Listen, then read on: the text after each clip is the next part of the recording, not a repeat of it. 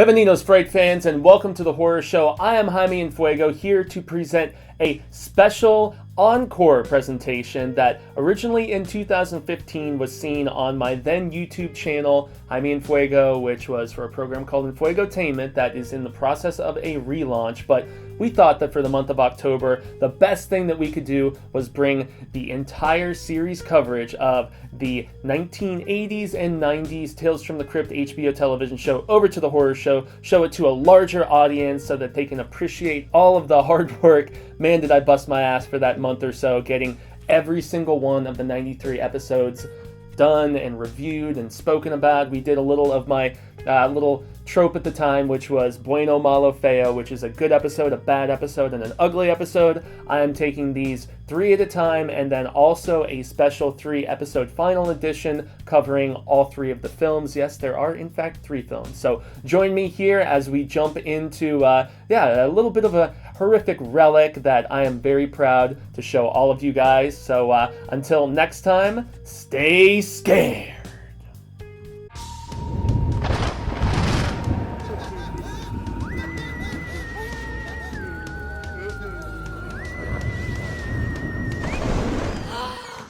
Que paso, amigos? This is Jaime En Fuego from ENFUEGOTAINMENT, and I'm bringing you here on October 2nd 3 more episodes from Tales from the Crypt. That's right, this is something I'm doing throughout the entire month of October. I am basically going 3 episodes per day to hit that wonderful number of 93, which is how many episodes Tales from the Crypt, the beloved anthology series of mine, actually hit before it was finally no longer on HBO. So here on ENFUEGOTAINMENT, we like to cover the Bueno, the Malo, and the Feo. And so for these 3 episodes, I'm basically choosing, and this is at the tail end of the first season. First season was only 6 episodes, and so of these final 3, I'm going to choose one that was good, one that was bad, and one that was just ugly, strange, you know, whatever you want to classify the Feo as. And so starting out, we have the Bueno. That's right, man. And this was one that I had seen as a kid, but I did not remember very well. This is called Lover Come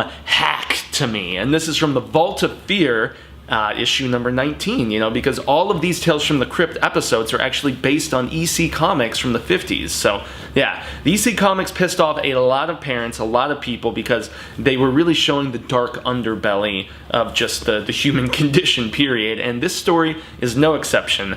It is right with lots of blood. I mean, probably the goriest of any episode in this first season, maybe? Yeah, I mean, it was kind of a test run with this first season, as I mentioned, and this one definitely took the cake. There are buckets of blood, and it's basically, you got Amanda Plummer, the daughter of Kristopher Plummer, and she is just married, and she kind of has the vibe that her husband isn't really in it to win it, doesn't really love her. You know, she's rich, and she's got a mansion, and all this other stuff. So he's a gold digger, as old Kanye would say, and yeah, she's got the vibe from the very start, and, you know, there's always a twist, and so we're not going to really say what that is, but yeah, it was directed by Tom Holland, who wrote and directed iconic stuff in the 80s, Fright Night, one of my personal favorites, amazing film. He also wrote and directed Child's Play, created the iconic Chucky character. I mean, Tom Holland is legit as far as, you know, not just 80s horror goes, but just horror in general. And he actually co-wrote this, well, didn't co-write this,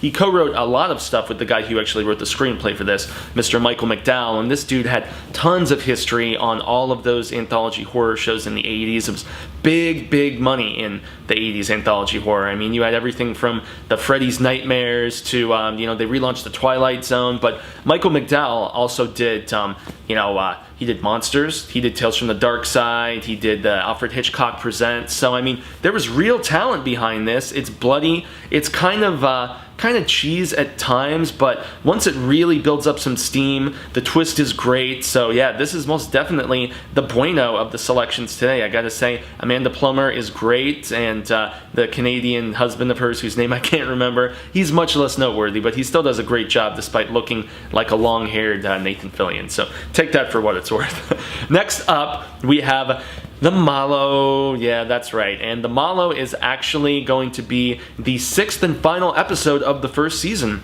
of Tales from the Crypt. Yeah, that's right. This one was directed by Mary Lambert, and she was on a hot streak at the time. Well, not a hot streak. I mean, she was coming off a winner. She had basically just directed Pet Sematary, which, in my opinion, amazing adaptation of one of my absolute favorite Stephen King books. And so I'm assuming based on that, that's why she was able to, get this particular episode, because she was a hot name at the time. It was 1989. She had just done the film.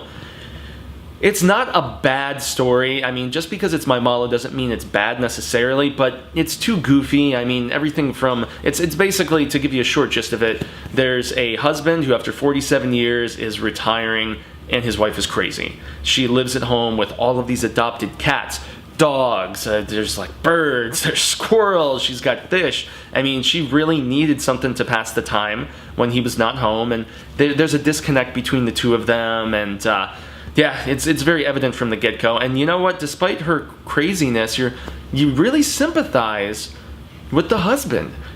She's kind of cramping his style, or at least I did, and until he goes off the deep end, you really do sympathize with the guy. So, I mean, it's too goofy, it feels very sitcom-y, at least, and they got like the goofy neighbor next door showing up and annoying him, and he's working down in his basement constantly, and all this stuff. So, yeah, it was goofy, it's just really not very good. It most definitely entails the MALO here. And yeah, this one was actually from the Vault of Horror, number 25. So yep, another horror magazine being, produced by EC Comics at the time. So yeah, it's not very good. It falls into one of those just kind of forgettable and maybe even regrettable. The twist is good, but yeah, it's just not up to par with the previous one. And this one is called Collection Complete, because I think I forgot to mention that. So lastly, it is time to segue into the Feo on my beloved Tales from the Crypt. We're ending the first season with the 4th episode, and ironically, one of the very, very first Tales from the Crypts I ever saw. This one I saw as a kid, and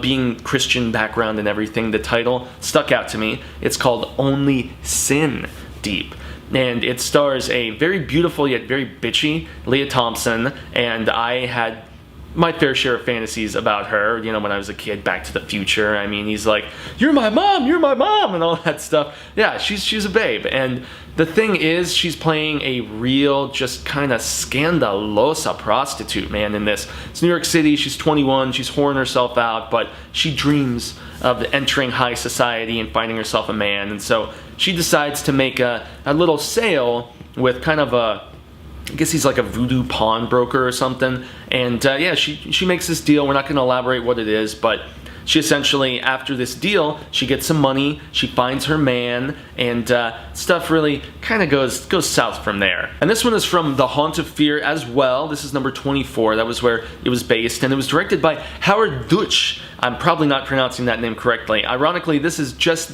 the same scenario we saw with Robert Zemeckis in the 2nd episode, and All Through the House, where it's a guy putting his wife into the story. It's happened a lot with directors. James Cameron, I mean, man, the list goes on and on. These directors, they always end up marrying their it's very strange, marrying their actresses. It's kind of odd, but she gives a hell of a performance, I gotta say. And the reason for the Feo is kind of a tongue-in-cheek. If you've seen this episode before, if you have not, after the fact, you will definitely know. But there's tons of F-bombs. There's there's some scandalousness, as I mentioned, scandalosa. And yeah, it's weird having Howard Deutsch do this for the sheer fact that he was a John Hughes protege. So he had done like Pretty in Pink and Some Kind of Wonderful. So yeah, an odd choice, but yeah, it's definitely a good episode. It's one that I recommend because the twist is good. It's not going to have the same gore factor as, the first story we mentioned, the Bueno one, the Lover Come Hack to Me. But yeah, Only Sin Deep is a really solid Tales from the Crypt episode, despite having kind of a Feo twist and, just having a lot of ugliness. I mean, how can you not have ugliness with a chick who's playing a New York prostitute trying to enter high society? And I will mention the twist is nothing like Pretty Woman, so, don't go in with those hopes. So, in any event, guys, this is going to be the end of October 2nd and the second 3 episodes here in the month of October that we're covering, or that I'm covering, I should say, we are covering together for ENFUEGOTAINMENT. So, I want to extend a grande gracias to all you guys, and I look forward to talking with you tomorrow about, yes, that's right, looking at the timer, making sure I'm not going too over. Tomorrow we will be talking about the 2nd season, first 3 episodes of the 2nd season of Tales from the Crypt. I have been Jaime En Fuego. Find me on all social media sectors, Twitter, Instagram, and Facebook, and I look forward to talking about some more Tales from the Crypt with you mañana, October 3rd, here on ENFUEGOTAINMENT. Gracias, and see y'all sin amigos soon.